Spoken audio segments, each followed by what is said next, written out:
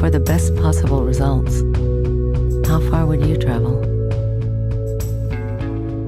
Would you take an international flight to find a hospital that ranked among the very best in the world for the treatment of heart attacks? For the best possible results in 9 cardiac care measures, just how far would you go? St. Tammany Parish Hospital, world-class healthcare, close to home.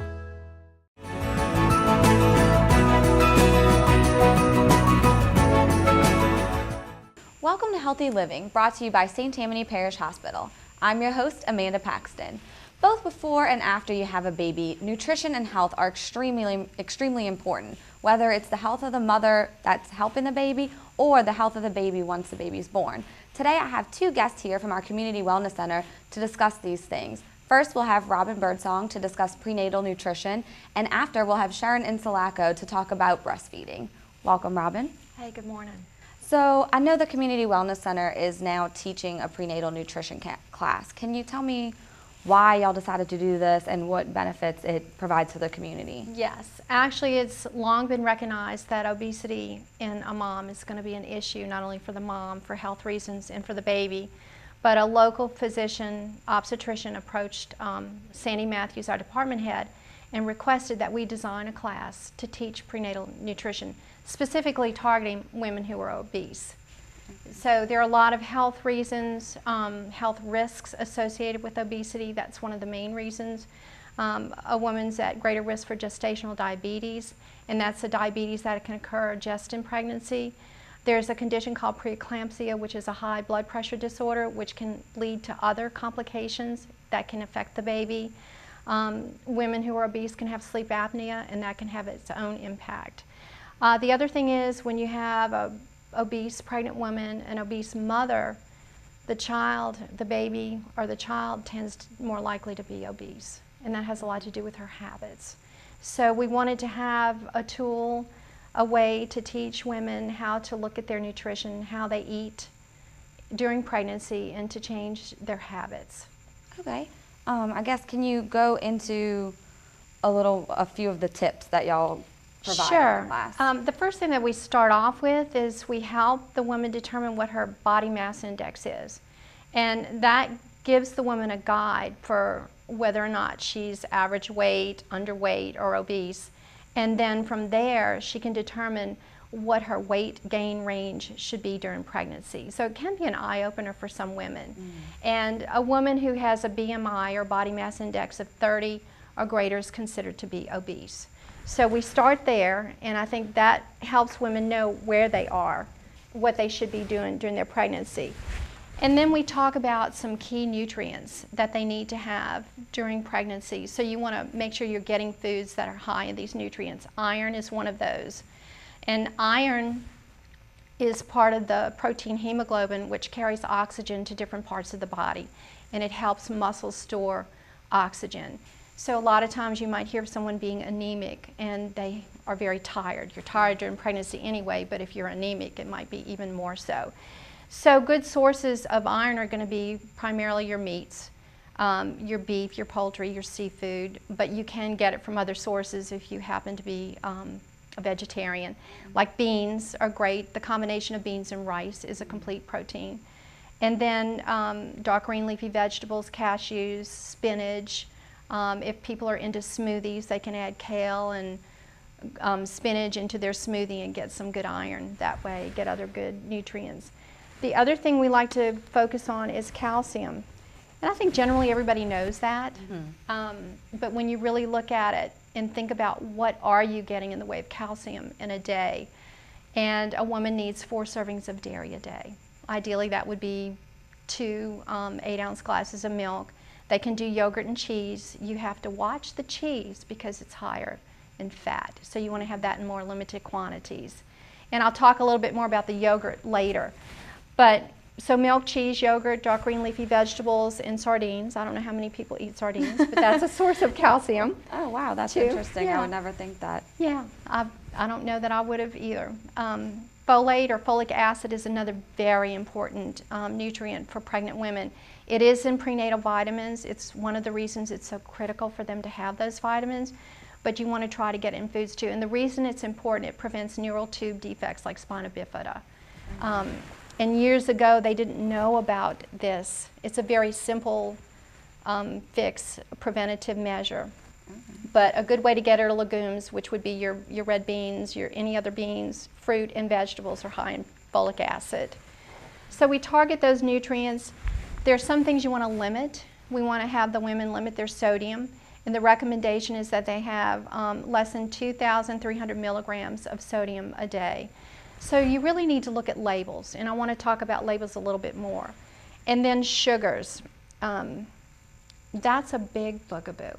And a lot of times when you talk to a woman about what they're drinking, you look at the list and you'll see sodas, you'll see sweet tea, energy drinks, a lot of things like this. And when you realize that a woman should have no more than 24 grams of sugar a day, when you start to add those things up, it's very eye-opening. Oh, wow. And is that in pregnant women only, or is that all women should only have? It's all women, it's everybody. So once again, we're talking about habits. So if they can change these habits in pregnancy, it'll help maintain a weight gain, a good weight gain during pregnancy, but even afterwards, and they'll be a better example for their children. So I think the sugar is a good point to bring up the labels. It's very important to read labels, and when you look at a label, you want to understand what a serving size is, because they're going to talk about calories per serving size. You might have a container that would have more than one serving. Right. So you don't want to consume the whole container of the food or the drink. When you look at sugar, and that's an important thing to look at on a label, I have two examples here. I have the vitamin water and the Gatorade. And if you were shopping and you were looking, let's say there were sodas and let's say there were coffee drinks here, which one would you think would be the healthier choice? Probably vitamin water. And what's very interesting is, well, let me look at this label. And when you look at the label, there's 32 grams of sugar in this vitamin water. Wow. So the people who are marketing this product were really smart. You see vitamin, you see water, and you think healthy. But you've got to read the labels to understand. And so that's more than what you should take in a day. It's more than you should take in a day, exactly. Okay. And there are sugars in so many things that we don't even know about. You've got to look at spaghetti sauce. You don't think of it as having sugar, but it does. It's in a lot of foods that we wouldn't associate with sugar. The Gatorade, I think a lot of people think of this as a healthy kind of thing to drink. But when you look at the sugar here, it's 21 grams of sugar. Oh. The other thing you want to do when you look at a label is to read the ingredients, because the first ingredient, the second ingredient, that's going to be the most of what's in it. And if you look at this one, it's got water. Sugar's the second ingredient on this one, and the same thing here. You've got reverse osmosis water, but then you have crystalline fructose. And you have to understand the different names of sugar. Okay. Fructose, dextrose, high fructose corn syrup. So it can be hidden and you don't even realize it. So read your labels. That's a big deal. The other example for labels I like to show to moms and bring home a point. You know, we talk about yogurt as a good source of calcium, and it is. But once again, it's very important to read the labels. I have 3 examples of yogurt here. And which one of these would you think would be the better choice? Probably. There's one here that says light, non-fat. I would assume that's the best choice. Okay. And actually, it is. It's a better choice. But even this one is non-fat vanilla yogurt. And if you look at it, it has 4 servings in the container. It's got 34 grams of sugar per serving. Wow. So there's 4 in a container, and there's 34 grams in each. So if somebody ate the whole container, you multiply that 34 times 4. Wow. Right. So hopefully they wouldn't do that. Let's hope not. And then here's another yogurt that I think a lot of people consider popular. It's got 19 grams of sugar. So ideally, you're going to go for something that's less than 10 grams. If you're going to drink something, ideally it would have less than 5 grams of sugar. So I think that's very eye-opening for a lot of women. So these are kind of not completely processed, but somewhat processed foods, yogurt, sports drinks. Do the foods we eat that are natural, like spinach and things like that you talked about, Do those have sugar in them as well that you have to factor into that 24 grams? They do have sugar in them, but they also have so many other healthy nutrients. I think it's more important to look at the added sugars. Okay. We're really talking more about the added sugars. So ideally a woman would have the milk and the water to drink. And if you don't like just plain water, and it's interesting because a lot of people don't like just plain water, so you can add your lemon, you can add other fruit. We call that infused water or spa water, and some people find that a nice alternative. So you can slice fruit, citrus, you can add berries to the water. Watermelon is terrific. Don't squeeze it into the water, but just let it sit and steep.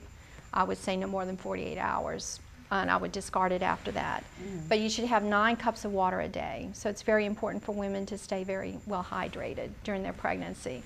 The other tip that I have that I think is kind of eye-opening for women, and I think all of us could learn this, is portion sizes.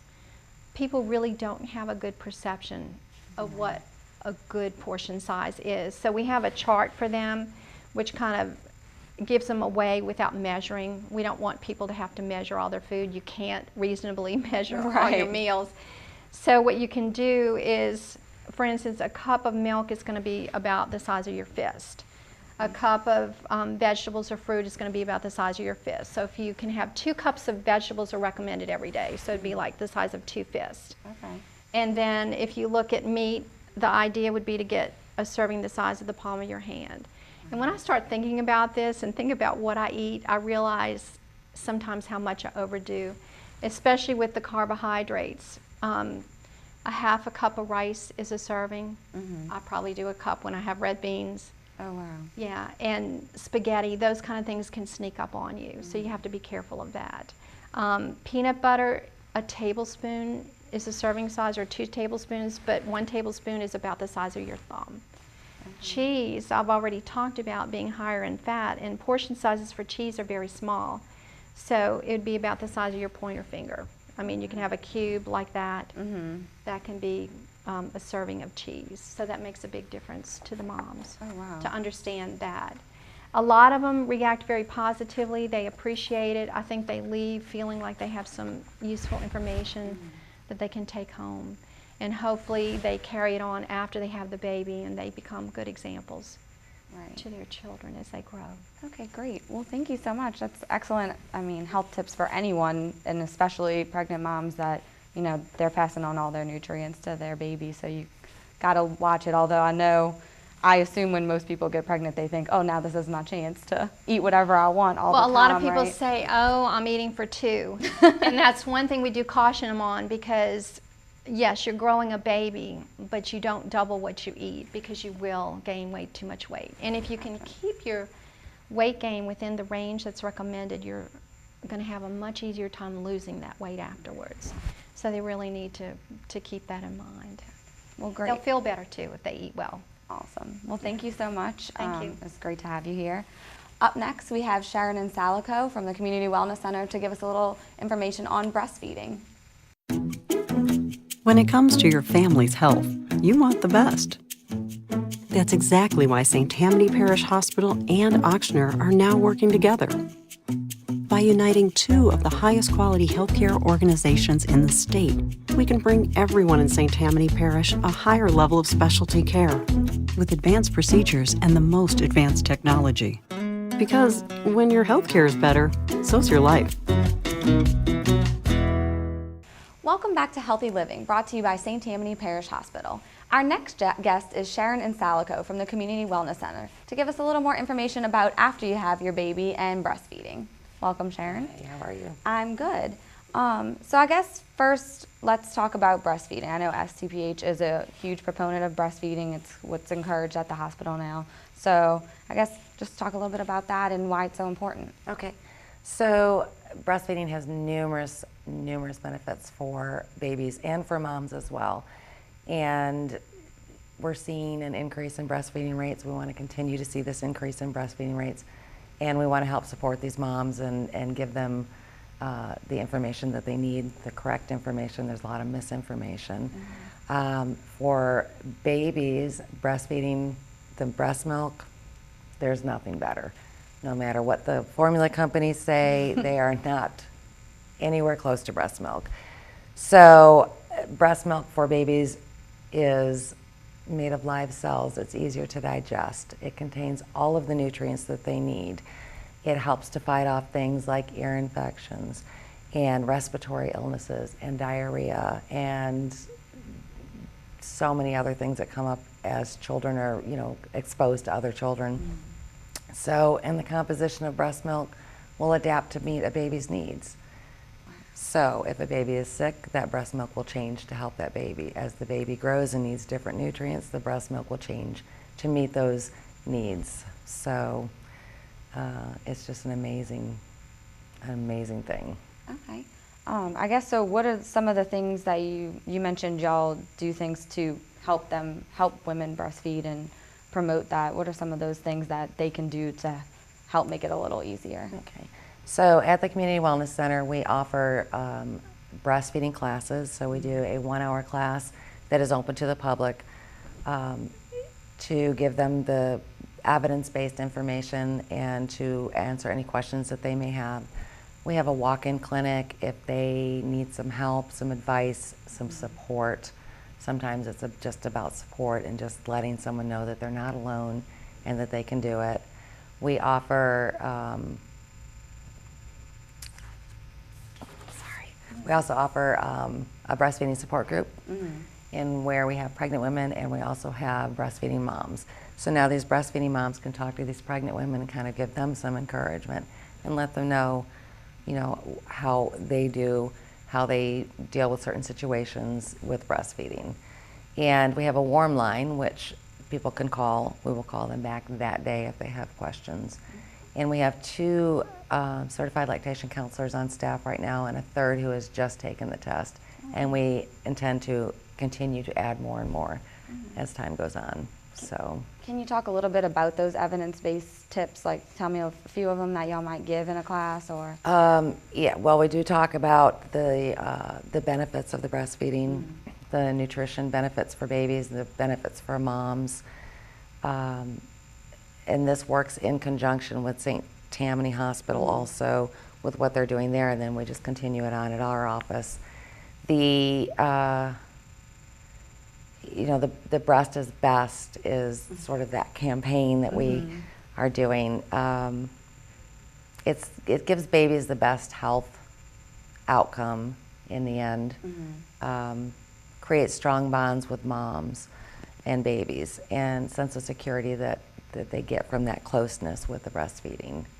So, I guess, can you talk a little bit about the Cofective app and how other people can encourage and support moms while they're trying to breastfeed? Okay, so the Cofective app is an app that you can get on your phone or your computer, and it Cofective means community and effective, so Cofective. It's a tool for all pregnant women. Everybody who is going to help support them, they call them champions and supporters.